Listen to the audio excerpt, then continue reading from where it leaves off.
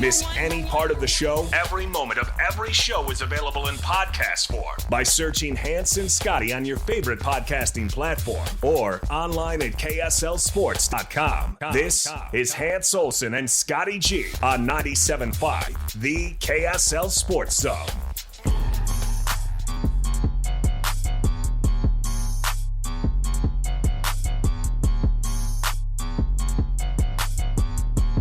Hans and Scotty, 97.5, the KSL Sports Zone. I'm up here in Salt Lake City. Hans, you're down at, tell you what, BYU Media Golf Tournament, and it's time to talk a little quarterback play. Let's go. Yeah, excited to have Jake Retzlaff sitting here with us. Jake, how you doing, man? I'm doing good. Just got off the course. Feel good. Yeah, how'd you play? It was pretty good. I mean, me and C-Pay were the only guys in our foursome, so we both hit a couple shots each and had a pretty good day. Oh, they put you with Connor Pay, huh? Yeah, we just kind of showed up, said whatever, and I said, all right, let's go. How does he do? Is he a finesse guy? He seems like he'd be a finesse guy. Oh, no, he smacked it now. I think on the 18th, he almost drove the green. It was like right on the fringe or something, and so we chipped it and put it in for birdie. It was pretty sweet. Oh, that's good, man. Well, I'm glad you're having a good off season. How did you feel spring ball went? Really well. I was super excited after spring ball, during spring ball. It was awesome. It was so awesome to see the new faces show up and show what they can do, and they impressed a lot of people. Depth in every room is looking different. It was awesome to get out there again and tell you what, coming off of the end of the season, it was just, it was like I was ready for spring ball the minute I walked off the field. You know what I mean? And so I was happy it came and it went, and it was really good for us. When you have, the end of that season with the disappointed losses, I got to imagine that bitter taste sits there and you're a competitor and drives you nuts. Do you feel like there's an extra sense of urgency coming into this season because of how last season ended? Well, I can tell you 100% there is. It was felt throughout the entire spring ball. It's driven by the guys, too. That's the best part. It's the intrinsic motivation throughout the team. It's been unbelievable. I was just talking to Connor about it. Like, we're just ready to go. We're ready to get to camp right now. We were ready. That same feeling was going on for spring ball, too. And so it was a really good spring ball because of that. The intensity was high. Everybody was going. It was nobody taking days off. If you were taking a day off, you were getting lapped. And so it was awesome. It was a great fire to have under our tail this season, or in the spring ball, and it got us a lot better. So BYU last year comes out of that Texas game, and you get the call up against West Virginia. And you get your first start against West Virginia. You knew that you had 4 games. You needed to find one to get the bowl eligibility, and you guys were pushing as hard as you could, a lot of nail-biters. Just take me through the back end of that season when you grabbed the start, the grasp that you had on the offense then, the grasp that you feel like you have on the offense now, and how much different that could possibly be. It was way different from now, from looking back then and looking at like going into those 4 games and then going to spring ball and all that stuff. One thing I love to tell guys when they're just trying to, find a way and get better, especially the younger guys, is just don't make the same mistake twice. And I felt confident that I looked back on that film, and a lot of it was not pretty, but a lot of it was not making the same mistake twice. And so that's all I just tried to do. And as I came through those seasons, those 4 games, that gauntlet, and then going into spring ball, it was just that attitude of just keep getting better every day, keep getting better every day. And the ownership of the offense is just a new level a year later than when I came in from junior college. It's unbelievable what a year can do for you, the amount of film you can watch in that time, the amount of reps you can get, mental, physical, all that stuff. And so I'd say it's night and day, the difference in my ownership of the offense now from when I first came in, and even now from West Virginia. It's definitely different. And I think you honestly saw that throughout the season a little bit, from West Virginia, Iowa State to Oklahoma State. It was a different team out there, honestly, every week. One week it took a downturn, and the next week it took a huge upturn, and we did something that nobody thought we could do and turned a lot of heads on a 10 o'clock in the morning game. And so, that's just kind of how I feel about it, and I think that a lot of other guys would say the same. So you're talking about your individual improvement. What are your points of emphasis? What are the things you are individually working on going into this upcoming season? Man, it's just getting with the chemistry, getting the accuracy as pinpoint as possible. It's super important to be as consistent as possible when it comes to accuracy, so guys can expect the ball to be in the same place all the time.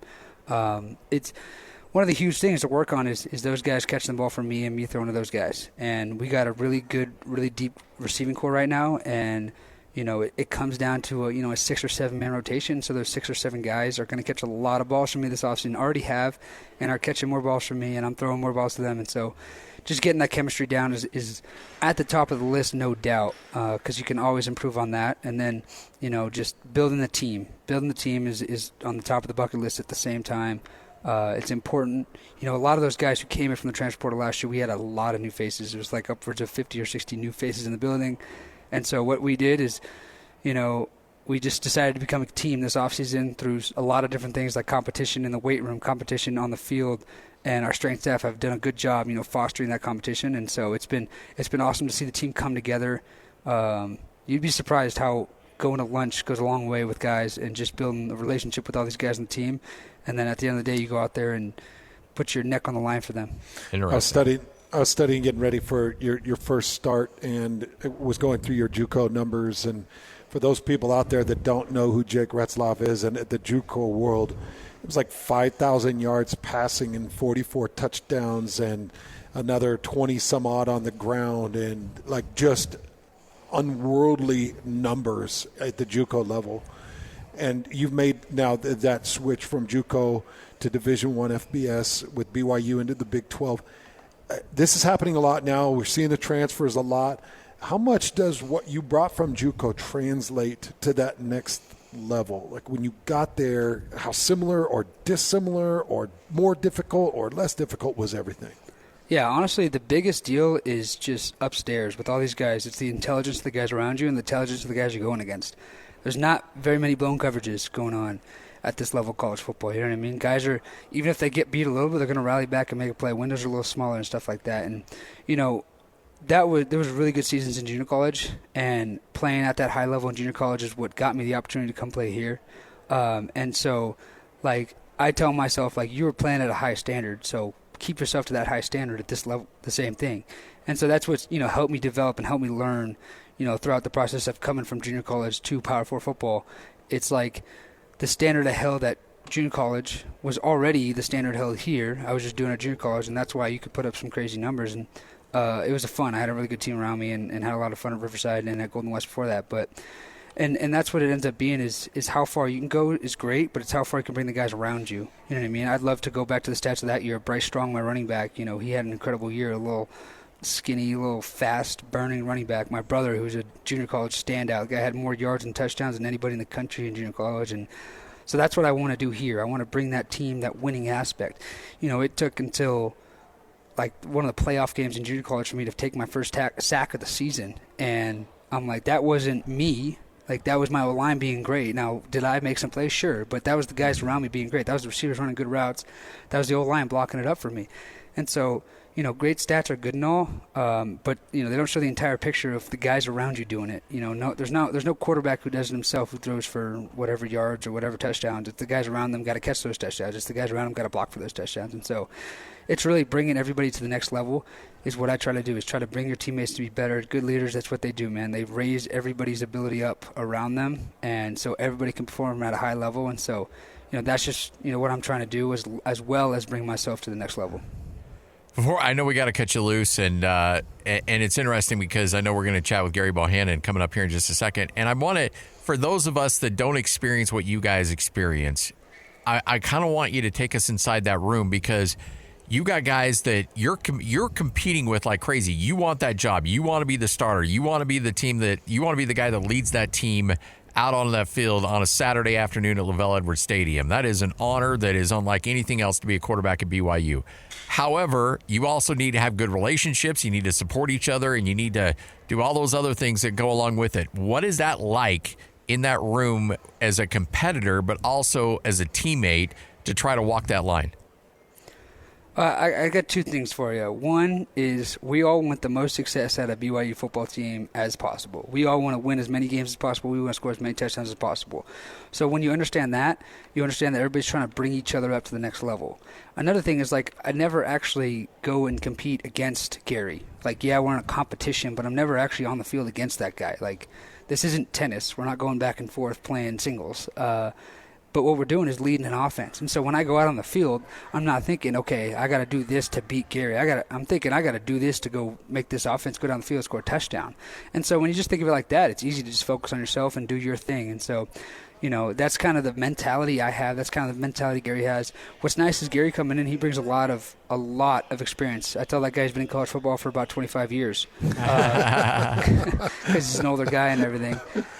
Did he hear that? He's not around, but I told him it before. So, and he'll hear from me going down the line. But that experience is real. Maybe it's not 25 years, but it's experience for sure, and it's been awesome to be able to just bounce things off of him. Now, I don't have that much experience in Division I football, but I feel like when we've both played at this level a few times, taken real snaps, you can learn things from each other, talk to each other, and let A-Rod know what we like, what we don't like, what we think is very possible, what we think is less possible, and it's just awesome to have a guy like that in the room that you could just bounce things off of.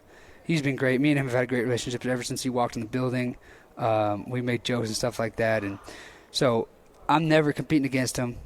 That's the way I would say it. Sure, it's a competition, but I'm never competing against him, and so it's easy to be a great dude and be a great friend. And so I love our room right now. We got a lot of new faces, but I think all these new faces are great guys, and they make the room a lot of fun. And you got the older faces like Cade Finnegan. If you ever interviewed him, you know the kind of character he is. He's awesome. I love him so much. He was one of my first close friends coming up to BYU, and just going down the line from all the new guys, from Trayson to McKay, who just came in, down to Hagan, who came in with me, and Lugo, the new freshman, who we love to bag on because he's the freshman of the room. You guys beat him up pretty good, huh? Oh, we beat him up good, man. Good. It's awesome. But it's all, it's all to make him better. It's a rites of passage, but it's all to make him better. We don't beat him up to beat him up. We beat him up because we're like, dude, know the offense. We're trying to make sure you know it. And that's kind of the mentality of the room, is everybody's got to know the offense. It's like when somebody's not knowing it, we're talking to each other, helping each other out. It's that simple. McKay's in that process, kind of right now, where he just came in and he's learning the offense a ton. And so he's asking questions all the time. And he's like, hey, what's this? Why do we do that, and the next thing? And so I'm like, just helping him out and helping each other out. And so when you understand that we're all trying to win football games, it's easier to make everybody better around you. And a great room is better for everybody in it. So it's a good time. I love our quarterback room. And we don't always get a lot done in the first 5 minutes of meeting, but it's a good time. It's very well said. It's very well said. So I just know that you're a champion at heart. I mean, I know when I was getting ready to call the game, that West Virginia game, and going through all your stats and watching some of your film, and my full breakdown of you was he's a champion, like a big champion at heart. So I want to know, what kind of standard do you set for this upcoming season? Do you set a number? Do you set wins? Do you just look at the first game? Like, what would be acceptable for Jake Retzlaff in the 2024 season? Oh, man, that's a great question. Me and A-Rod have talked about the 2024 season a lot, and we just talked about how we are the team that's laying in the weeds right now, and nobody's going to expect much of us. And we're just going to jump out and be one of the best teams in the Big 12. We're going to be one of the best teams in the country, and we're going to go hit that college football playoff. So not hitting that college football playoff would be disappointing to me. I'd be like, what did we do wrong? And we got to go fix that for the next season.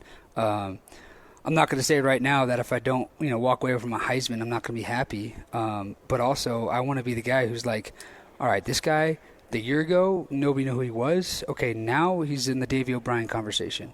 Like, I just can't wait for people to start talking about us. Once we're going to become a national name after this season, I can't set a specific goal, a specific standard. The only standard I set for myself is you're going to get the most out of me no matter what. And I think you asked a lot of guys on this team, and they know that my fire, my passion is going to come out. It happened in spring ball. It was I think it was our first scrimmage. We were super, I get competitive a lot, and so that description, I would say the passion is the number one descriptor for me, is the passion, the competitiveness. And there's one scrimmage, I'm yelling at a ref who's just out there doing his best, and I'm in a green jersey, so they can't actually tackle me, but I'm yelling, ripping the ref. I'm like, that's not a tackle, what are you talking about? And I got Jack Kelly running me down, running his freaking 4.4, 4.3 speed. That guy's a menace. But and then the next play for me, it's like, all right, now let's go get the first down. And so it's just going to be a lot of that. It's going to be a lot of fire. It's going to be a lot of passion out of me.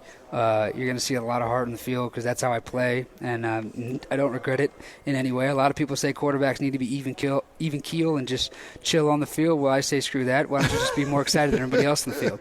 You know what I mean? Like raise the energy. Literally, just raise the energy. The way I see it, it's like, yeah, okay, I get it. You don't want me to get too low on the lows, but I'm going to get high on those highs every time. You're going to see me and Reiner doing the surfboard celebration in the end zone. You're going to see a lot of things that out of me on the field, and you're going to remember them, and it's going to be so fun. And I can't wait for this season, man. Talking about it, getting this media days thing is fun, and it's got me just ready to go. We can't wait either, Jake. Seriously. Yeah, go do it, man. Yep. Thanks for the time. Of course. There you go, BYU quarterback Jake Retzlaff. Scotty, he's got big expectations. Oh, yeah. High hopes, high energy. And the thing is, the more I study about the kid, the more I've learned about him, and the more I watch him, the more I know. Like, he does have a lion's heart. He's got the heart of a champion. He works like a champion. I've talked to his coaches. I've talked to Roderick about him behind the scenes.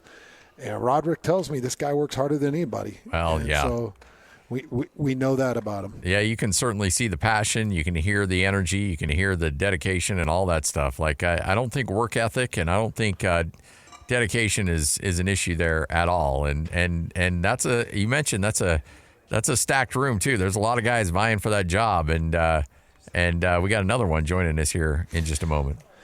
Yeah, Gerry Bohanon is just putting on the headset. And first of all, how was the food? I didn't eat. What? It looked so good. How did you not eat? I was telling Jack this. Man, Jack, actually, I just ate. Oh. And I came here, and I get up and walk by. I'm like, I kind of want to play, but if I eat a plate, it's probably not feel too good after. But it looked so good. Oh, it's so I'm talking good. about from the mashed potatoes to the salad to the meat. Oh my God, it looked good. You're gonna have a lot of opportunity because they cater up in the stadium. I know they do a lot of catering for the team. So I'm all good. Tucano's kills it. It's like, that looks good. Oh yeah, it's one of the elite eateries here in the state. Oh, I can tell. That looked good. But how was the golf though? I didn't golf today. You didn't play? Wait a minute. You haven't eaten and you didn't play golf. Like, Gerry, come on, man. You got to enjoy the moment here a little bit. I'm enjoying the moment. I got to see other people golf, but I'm on this. Me and Jack Kelly started golfing last week. We were not ready to come out here. We just weren't. We were completely honest with ourselves. We was like, yeah, we could golf. It'd be fun. We enjoy it, but we can't do that. We can't. We're not ready. What kind of personality is Jack Kelly? He's actually hilarious. Is he really? Me and him I've been spending quite a bit of time together lately. We go eat sometime, and we're both trying to get this golf thing done. So we go out. And he go to the range or anything and just hit, and we just have the best of times because it's a way to step away from the game and kind of get to know each other as people instead of just football players that go in and compete every day and work out. What's it like as a guy that's, been at a couple different places, but now you're settled in at BYU?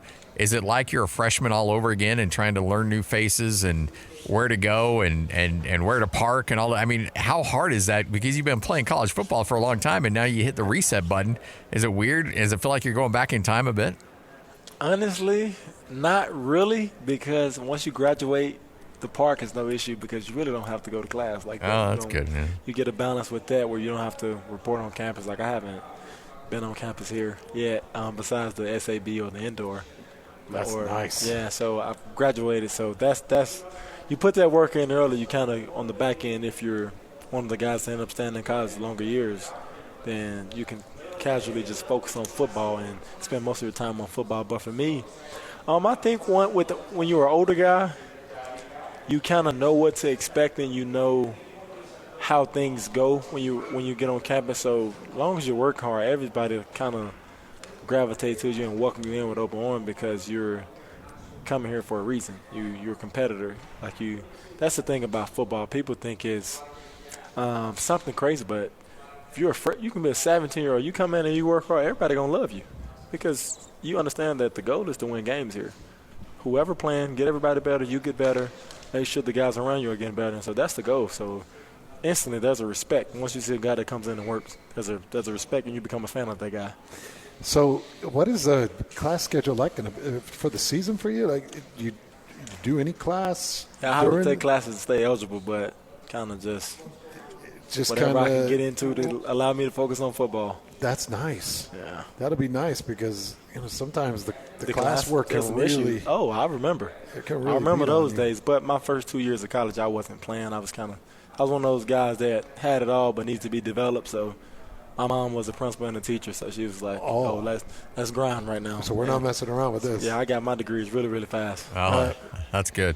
Hey, when A-Rod and those guys come and they recruit you and they get you to go to BYU, what was the message about? I mean, did they say, "Hey, look, we're not promising you anything. We'll give you an opportunity to compete," or were there thoughts on playing time? Like, what were your anticipation of what your role was going to be when you came to BYU? Well, you just said it best. You said an opportunity to compete. Everybody know I got injured. I didn't know I'd be. I didn't know if I would be playing football this year. Doctor told me I'm probably done. Wow. So for me, all I needed to hear was that O word, that opportunity word.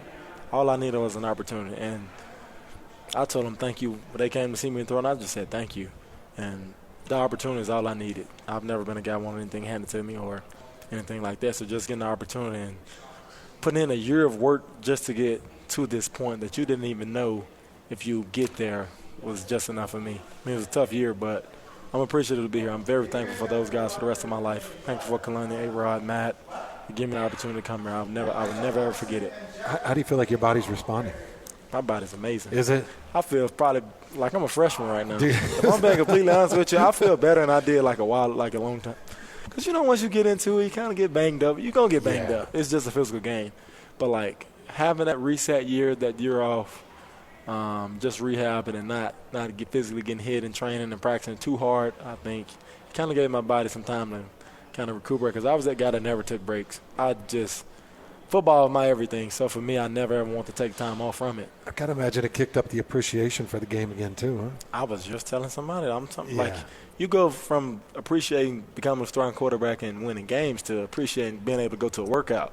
So when it's hard, there's no right to complain. There's no reason to complain. You have no reason or no even space to complain because you couldn't do this. I couldn't do this. So for me, I'm just enjoying it. Is this I guess from what you've worked with before from an offensive standpoint, is this a hard offense to learn? Is it more complex, less complex? Like, what are the differences of what you're learning now as opposed to what you've dealt with in the past from a schematic standpoint?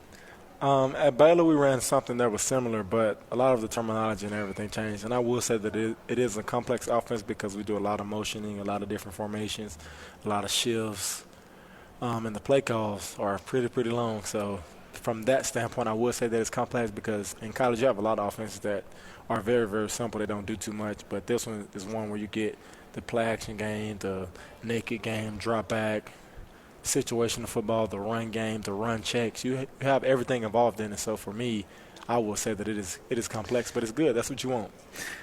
What's it like being the only guy on the team, player or staff, to understand what it takes to get a Big 12 championship? Is there anybody else that understands it or that knows it or that's even been around? You're the only one, right? Yeah, I'm the only one. Okay, so do they come to you like, all right, Gerry, what does it take to be a Big 12 champion? No.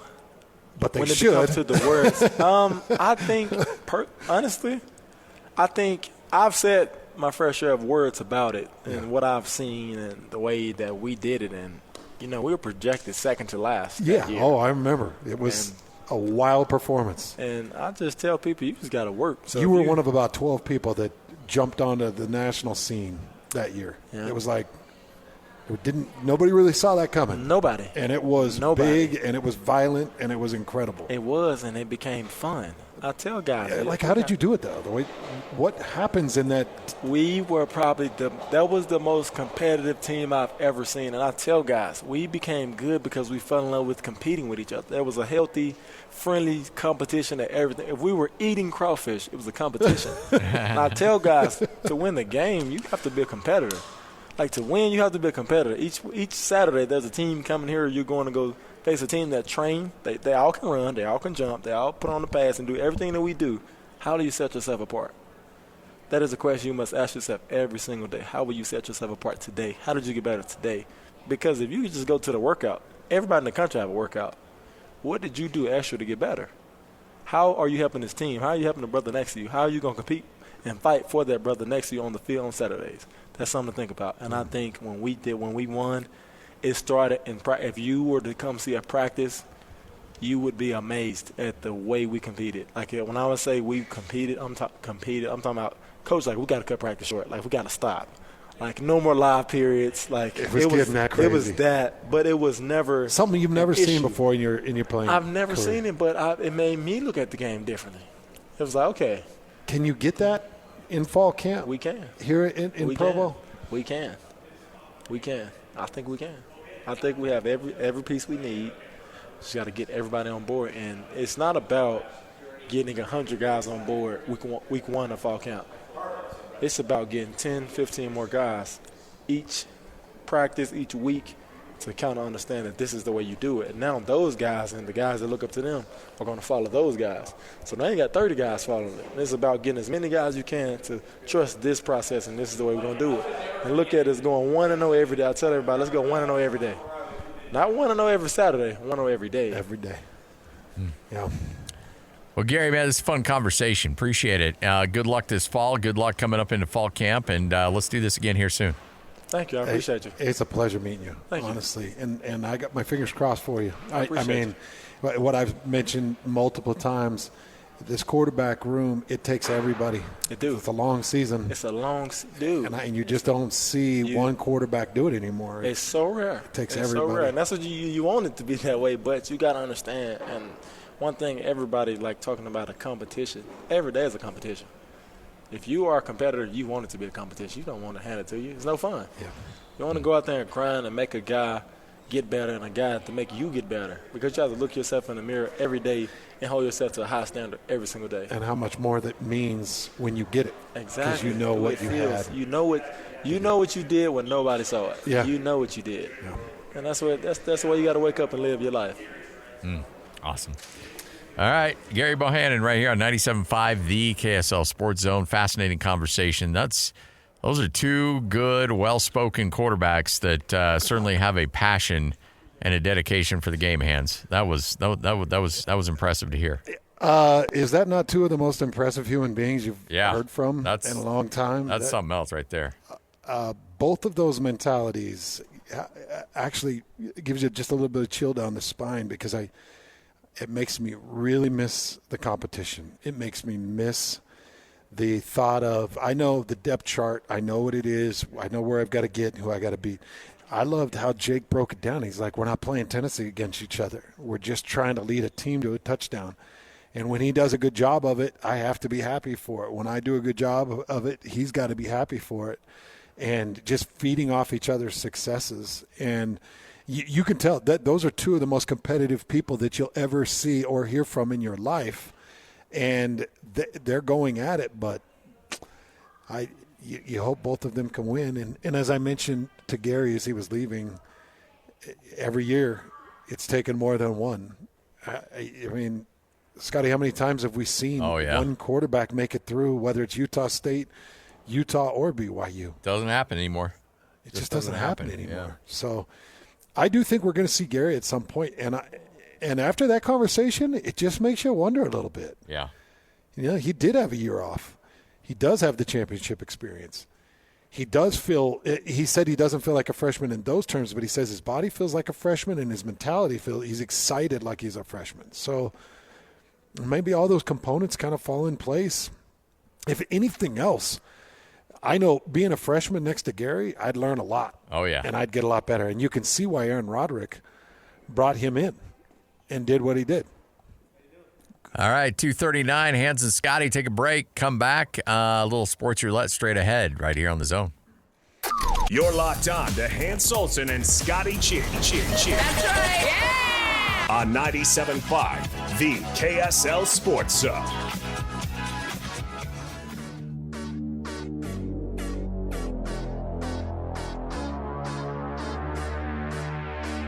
Hans Olsen, Scott Gerard, 97.5, the KSL Sports Zone. BYU about to embark in year number 2 in the Big 12. And joining us now, the BYU Media Golf Tournament, Kalani Sitake, head coach at Brigham Young University. Coach, I apologize for not being down there with you. How are you?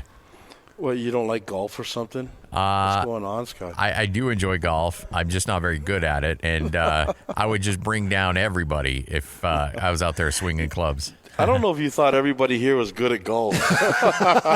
That's pretty evident that that's not the case. But we have a bunch of people that like to have fun, and I appreciate everyone being here. It was really cool. I'm glad that Brett Pine and the rest of the group chose to do this and do it for another year, because I think this is a good moment for us to kind of let loose and just have fun. Yeah, you got to keep doing this, man. We'll keep doing it. Like, yeah, this is a lot of fun to be able to just kind of bump elbows, and everybody's trying to get some juice going into the season, and this builds the excitement, and it's a lot of fun. I'm glad BYU keeps doing it, because you lose the Independence BYU Media Days. Those were a lot of fun, Kalani. That was, and I think the adjustment and doing it this way is really cool. I mean, I know we have our media day with the Big 12 in a couple weeks, and so that's coming fast. Yeah, that's going to be cool, and I'm looking forward to it. And I'm just talking about our team and having our players be out there represent. But this gives us another chance to do it. But more than anything, to celebrate the media that handles reporting about BYU football, and that's we're going into our 100th season of BYU football, and we wouldn't be able to do it if the narrative wasn't preached or taught out there by the media outlets. And so it's a real cool way. So it's a BYU thing to do, to show appreciation and gratitude to everyone that does it. And now it seems like anyone can be a media member with social media, but it's good to have people that actually do it the right way with professionalism. And these are the guys that do it. These are the groups that do it, and I like interacting with them a lot more than the others. So when you look at year number 1 versus year number 2, what kind of deep dive do you take in analyzing, okay, we did this right, we can fix this? Is there a lot of time this offseason where you spend looking at every aspect of your program on how to improve going into the second year in this conference? Well, I think it's the easiest way for me to explain it is that myself, Jay, A-Rod, everyone was kind of prepping as much as we can and telling everybody what to expect. No matter how much you talk about it, it just doesn't happen until they go through the experience.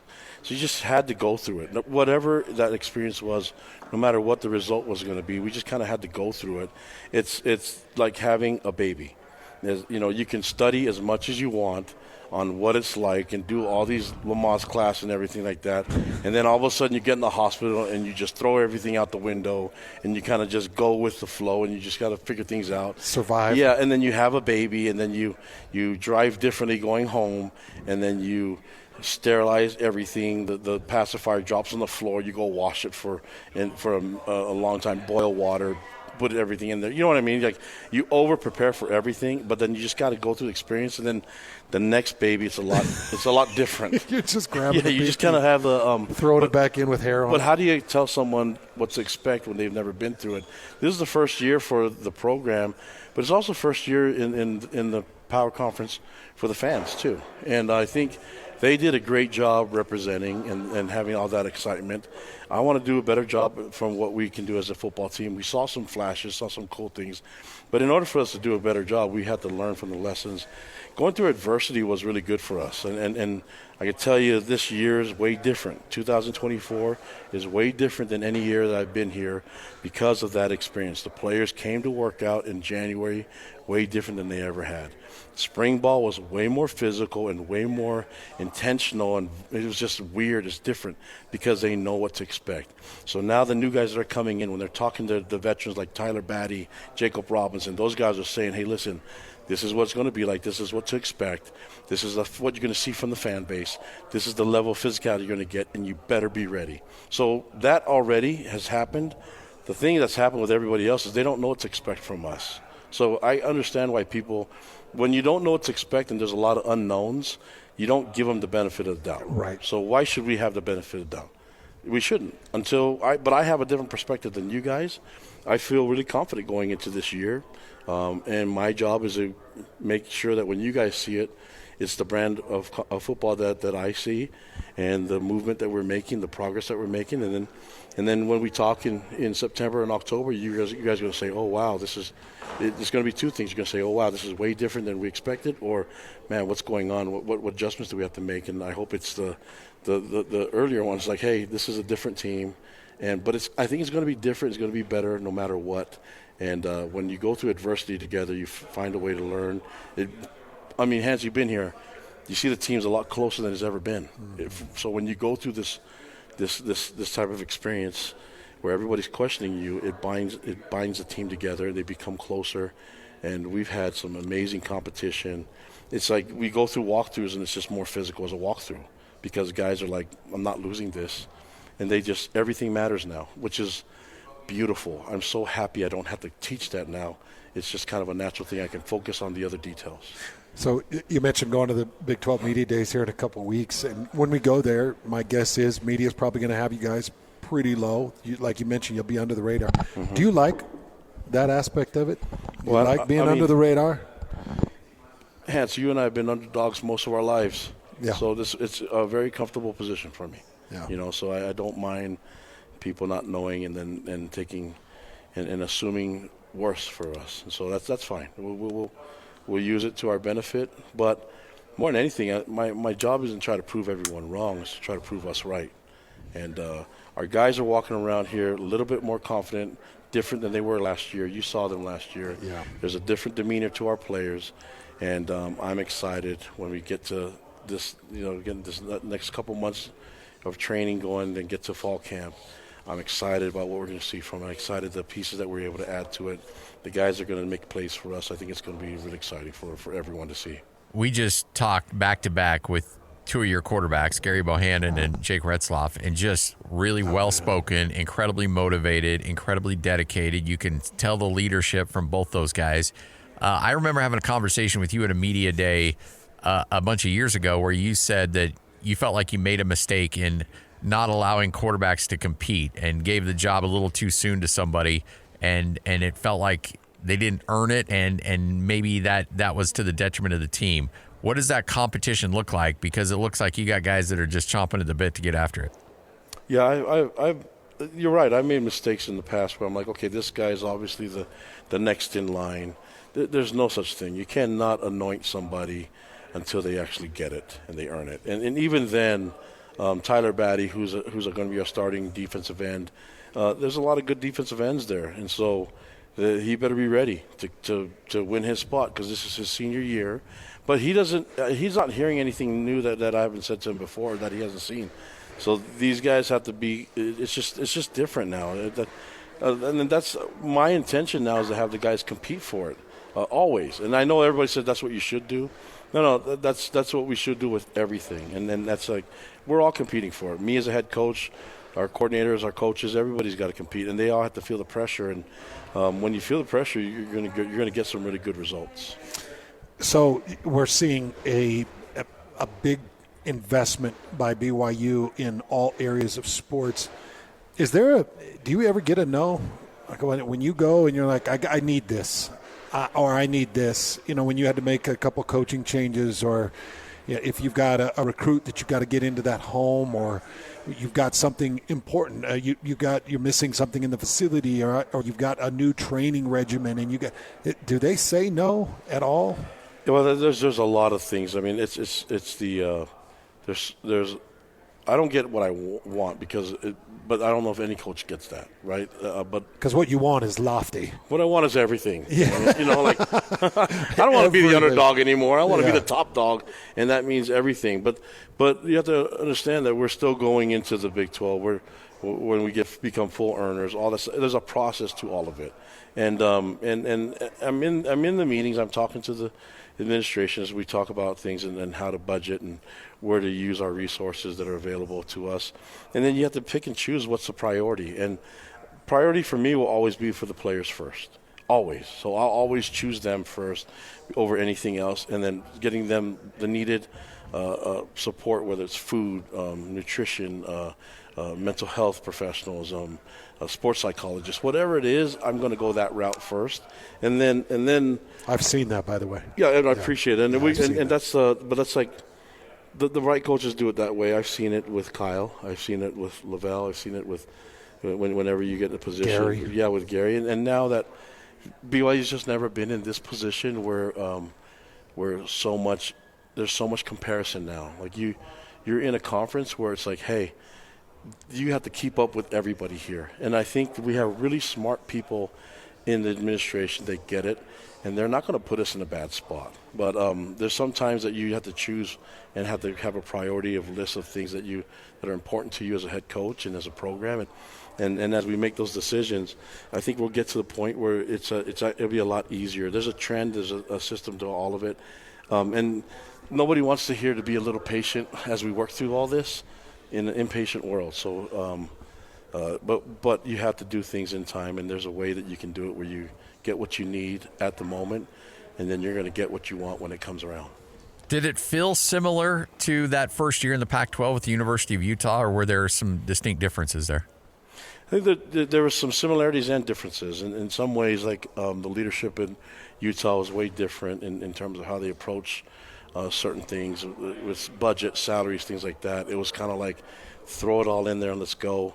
I don't think there's a wrong way to it. I think that the BYU has a different policy when they do things, and so there's some differences that we do it compared to what Utah did, and the Utah is probably a lot faster moving with a lot of things. BYU, they want to know a lot of different, okay, all the details have to be talked about, and we have to meet about all of it before we can move. And then I don't know which one's worse or which one's better. I just know that's just what it is, and I'm okay with it. I'm flexible. I can work with all of it. So there was this big saying in the NHL finals, and it was called "Drag 'em back to Edmonton," because they were in Florida and they were down 0-2, they were down 0-3, and they wanted to get back to Edmonton, and now they've tied it up 3-3. And I've got this old saying: "I'll never be dragged back to Laramie." But Laramie is dragging me back, and BYU obviously in Laramie week 3 on September 14th. I'm just glad it's not November, Kalani. Yeah, I mean Laramie's a tough place to play, especially in November. Ask Texas Tech when they went there last year, but yeah, in November even harder. It's a different altitude, tough brand of football. It is a tough brand of football. People don't get it. Passionate fans that just love their team, but it's an experience that you have to have as a college football player. I think you have to go into those type of environments. It's on the schedule. We'll play it. We'll see what happens. I'm excited about going out there. I'm going to tell the guys what to expect. When's the last time you were in Laramie? Oh, gosh. Is it when we played? Last time I went there, remember, I dislocated my ankle and broke my leg, and that was a tough time. But I think that was a bad day. We went back there when I was at Utah. We went back there and played. You did one time? Yeah. I can't remember. Gosh, now you're making me remember stuff that's affecting my memory. But the fans, I love going to places where the fans love their team. It's like going to Logan and other places where they're just passionate about their teams, and Laramie is all different. So we're excited to go there and play that game. We're excited about the whole entire schedule. I mean, we open up with Southern Illinois at home. Then we go to SMU, play in Dallas on a Friday night, and then we go to that's going to be a fun one. That's going to be fun. Yeah. And then we go the next week to Wyoming in September, which is going to be fun too. So I'm looking forward to all those games. I just love that we get back on the field. And then your first conference shot with Kansas State. Let's go, man. So I know we're talking about the future. When we get to August, you'll only hear me talk about the one game. That's fine then. Okay, yeah, but they released a 12-game schedule, so when coaches don't want to talk about the future, like, guys, I see all 12 games, you get it. But when we get to the season, we're going to be focused one step at a time. Southern Illinois, that's it. I think we can do that, right? It's like looking at the menu of a restaurant. You're like, hey, I can have access to all of this, but I can't start with dessert first. I'm going to start with the appetizers, and why not? And we're going to get into the meat of everything. You could tell I'm a little hungry right now. Did you get some Takata? No, I ate, but I can eat. I love it. Yeah, some people eat till they're full. I eat till my mouth gets tired. And obviously, I'm talking, and my mouth wants to keep chomping, so we'll get to it after If you're chewing, you're burning calories. Is that it? Yeah, that's how I always think of it. My chewing must not work well. I need to chew more because it's just not. Get tougher meat, man. Burn more calories. Yeah. I'll just drink milkshakes. There we go. There you go. Well, Coach, hey, we appreciate your time. We probably kept you way too long, and go make another round of that buffet, and we'll hit you up a little bit later on. But thanks for your time. Appreciate you guys. Thanks, Thank Coach. you. Appreciate your professionalism. We appreciate you. Love you guys. Thank you. You got it. Kalani Sitake right here on 97.5, the KSL Sports Zone. Hands? Not a bad way to wrap up the show. That was a fun one. Always great to catch up with Kalani. He talks about professionalism, and he's just a solid professional. And you can tell, these guys feel like they've got something up their sleeve. There's just something.